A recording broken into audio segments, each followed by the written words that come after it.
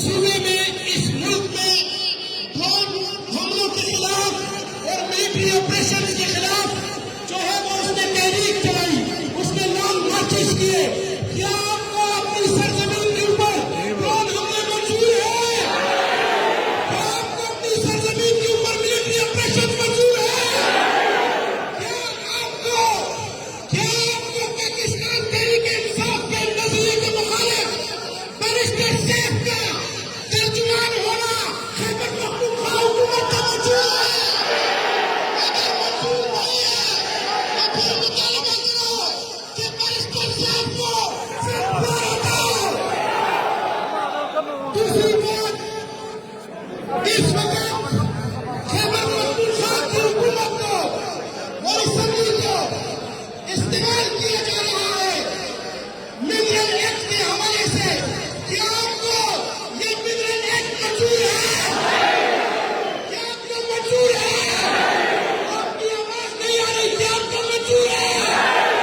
अगर नहीं मंजूर तो हम खैबर पख्तूनख्वा हुकूमत के अपने वज़ीर आला जिसके ऊपर हमारे खान साहब का एतमाद है उनसे दरख्वास्त करते हैं, तमाम असेंबली के मेंबरान से दरख्वास्त करते हैं इस प्लेटफॉर्म से कि जैसे खान साहब की हमशीरा अलीमा खान ने कहा है कि खान साहब की रिहाई तक इस एक्ट को मुस्तरद करें और उसको मंजूर न होने दें।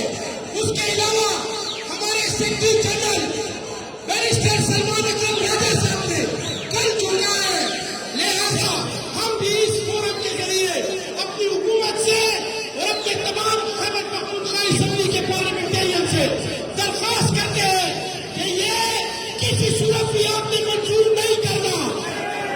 हाथ उठाकर बताएं कि क्या हमें ये मंजूर है? लिहाजा अपनी खैबर पख्तूनख्वा हुकूमत और अपने पार्लियामेंटेरियन से कहते हैं कि आप तहरीक इंसाफ की और इमरान खान के नाम की वजह से यहाँ पर बैठे हुए हैं। जब तक तहरीक इंसाफ के workers, Tehreek Insaf as a party, Khyber Pakhtunkhwa में तमाम पॉलिटिकल पार्टियां, तमाम मकतब फिक्र के लोग इसमें मुतफिक नहीं हो जाते, तब तक आपने इसको मंजूर नहीं करना। शुक्रिया।